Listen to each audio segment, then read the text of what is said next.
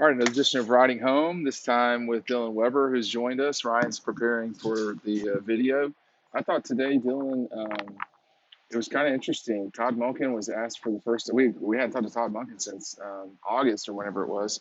We got a chance to hear what he had to say about Stetson Bennett, and he came in pretty forcefully about it. Yeah, I mean, I think if there are, still any questions about if they're going to start Stetson Bennett or not, he didn't say it directly, but he might as well have. He kept saying that Stetson gives them the best chance to win, not that he thought that they gave him the best chance to win in previous games, but that he currently thinks that Stetson gives him the best chance to win. So, I mean, again, if there are really any questions, I don't think they're there anymore. No, I thought it was more forceful than Kirby's been, Ryan. For sure. Go ahead.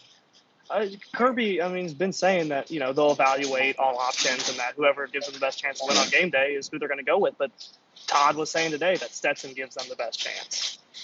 He wasn't saying that they're evaluating options, that, they're still competing in practice. He said very clearly that Stetson gives them the best chance to win. And I don't know if anyone's taking away a different message than I am from that, but it seems very clear to me. Ryan? Yeah, I mean, Kirby kind of avoids the question or just gets upset when people ask about that. But Todd was much more direct. Stetson, he pretty much said that Stetson's the guy, and that's what we've assumed anyway. So I didn't think that was any news, but it was a different feel than what you get from Kirby, which is just a bunch of coach speak. Todd was much more open in talking about it and confident in talking about it. It didn't feel like he had any reservation in saying any of that. But he's dropping out. Your audio is dropping out. We'll get right back to you. Stand by. I think that. I mean, Stetson, of course, I think feels. I don't know if offended is the right way, but I think he feels like he's earned this. And every time this comes up, he gets aggravated by it. Ryan, you got a chance to listen to Stetson as well today. We'll go back to you. Your thoughts on Stetson. Stetson was the same old Stetson, man. He's not on social media. I'm sure he hears it in some way. Oh, 100%. All of the hate, because there's been a lot of hate the last few weeks, and whether that's deserved or not, but he's gotten it all year long, and it's been heightened the last couple of weeks. And I think it's same old Stetson. I don't think anything's changed for him. He's just, as we've come on here a billion times said, it's got to play better if they're going to win the national championship. But he is not the only issue in that loss. And but I didn't think there was anything new from him. He's had the same demeanor he always had, the same confidence he always had. Not necessarily snarky comments, but answered in his little Stetson Bennett way. And I think he's ready for Friday. All right, well, we'll see, Dylan. What did you take away from Stetson? Yeah, like Ryan said, I don't think he was rude in any way, but he's short with his comments, and that's just how it is. I mean, not stature-wise, but just with his comments. He's not giving these long poetic answers. He's just kind of direct with it. Because again, even if he's off social media, he has a pulse of how people feel, how he's playing, and it is a little unfair about how much criticism is on him for the loss to Alabama. And I'm sure he feels that way. And again, I think you're right, Dee, in the sense that he feels like he's earned it. And for the most part, I think he has too. And, he's tired of having to defend that. Yeah, I wrote about this today, and it's complicated. It's not a black and white issue. The number one thing to understand if you're Stetson is you're the quarterback of Georgia. So that there's good with that and bad with that. Ask Aaron Murray about getting eggs thrown at his where he was living in Athens. That happened. But the other thing about Georgia fans is while they have huge expectations and demands, they will praise you. You will be a hero forever if you go out and do what you got to do. No one's done that since Buck Blue. And Buck Blue has had a career in media ever since as a result of what he did in 1980. He completed one pass in the Sugar Bowl. So I don't feel sorry for Stetson. I don't feel necessarily bad for Stetson. JT, Stetson, Brock, Carson, everybody has signed up for this. This is what it is. And there's no reason to be upset about it, mad about it. You can certainly use it as motivation to be determined. But Stetson's going to have to go out there and do it. I'll pivot to you and say this, Ryan. If anyone thinks Georgia is going to go out there and win a shootout, that's not the way they play. They have played twice in 70, almost 70-ish games with Kirby as their head coach. They've twice played games where both teams have scored 30 points or more. They are 1-1 in those games. One was the Rose Bowl. The other was the miracle throw from Tennessee and Josh Dobbs. They don't play games like that. It's just not the way that their offense runs. It hasn't been his entire tenure there, and it hasn't been with Stetson Bennett. It's just not the game that they play. It's very much establish a run game. Let's see what we can do in play action. You get a little bit of flash with Stetson's legs, a little bit of flash downfield, but it's a quote unquote boring offense in a way that, you know, people have gotten used to the last couple of years. We talk about this with the Bamas and the 2019 LSUs and all the Oklahoma offenses last years. People get used to that. That is not Georgia's blueprint. And Stetson Bennett is not the quarterback that runs a 70-point show. That's just not how it is. But Georgia wins games with physicality and talent and speed and strength and all of that. And that's how they're going to have to beat a very physical team in Michigan. But Dylan, all that said, Kirby's legacy is going to be whether they win the national championship or not, and the decisions he's made in getting to that point. I mean, it's inescapable. If they don't win it, Dylan, everyone, including me, will be criticizing him because he will have deserved it. We are at the pivotal moment for Kirby Smart. Hey, man, we're 7 years into this thing. You're either going to do it or you're not. Well, yeah, and that's all people care about. I mean, Right. you know, the Sugar Bowl wins have been nice. The Peach Bowl win, that was cool, but people want a national championship. I mean, that's what Kirby wants. That's what the players want. Everything else besides that is not irrelevant, but it's certainly It's window moot. dressing, though. Yeah, and that's what you get judged on at Georgia and at these big jobs. You know, that's what people care about. And if you can't do that, then you know that you're going to get questioned, and you probably should, because he's had plenty of opportunities now, and this is one of the best teams he's had, if not the best team he's had. It's time. So it is. I mean, well, now he's cutting out. I don't think I'm cutting out, so I'll get right back to you. Hey, look, I mean, the thing about it is that Kirby, listen, it's okay to acknowledge that Kirby's done a hell of a job, but has not won the national championship. I think all of the criticism of him begins with he hasn't won the national championship. And sometimes I think people take the criticism too far from there. But look, it's time.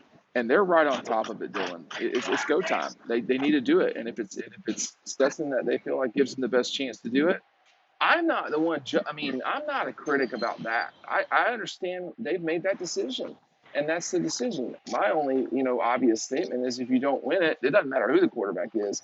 You're going to hear about it. Kirk Street talked about that yesterday. But go ahead, Dylan. well, yeah, again, because it's going to be the lasting impact.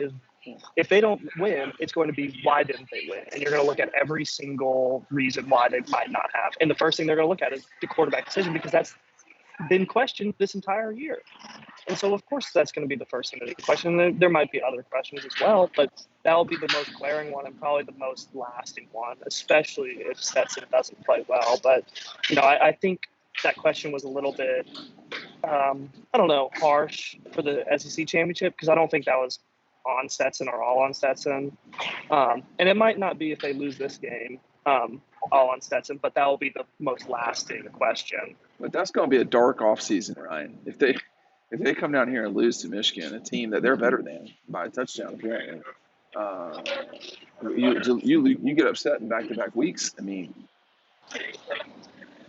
it's going to be a problem, and like you said, for the first time, really, Kirby will deserve all the criticism coming his way if they lose.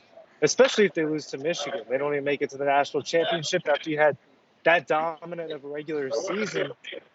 I mean, there's going to be a lot of skepticism. There's going to be a lot of criticism. Dark is probably a good way to put it. It's going to be dramatic and in a negative way. And for the first time, all of a sudden, Kirby's going to have to deal with with only complete negative criticism, there's going to be nothing positive said about this. What was a dominant regular season? If it all collapses, it'd be an absolute disaster. Yeah, I mean, I don't know if it's a collapse or not. We're gonna have to see that. Listen, they should win this game. I mean, I think one issue that Zamir was talking about today, though, Dylan, and I don't know how much of this you heard, but and they are certainly concerned about Hutchison. I mean, he's going to be a problem for them. Dude's a wrecking ball. I mean, yeah, like that's going to be their biggest issue offensively. It's just how can you not just stop him, but really more so minimize him, because his impact is going to be there and it's going to be felt. But what can you do to limit that? But of course, this is a game they should win. We've said that, but this is a game they can lose as well. Yeah, it's both. This Michigan team, this Michigan team isn't something to be joked around with. I mean, if they played like they did against Alabama, I think they would lose this game. I think so. Yeah.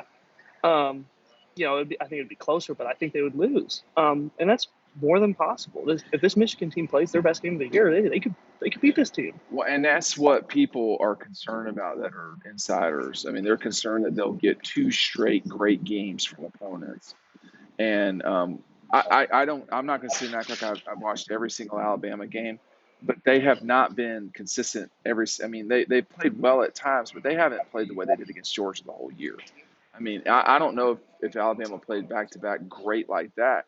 And Michigan has. I mean, they played back-to-back. They played really well against Ohio State. They played even better, I think, against Iowa.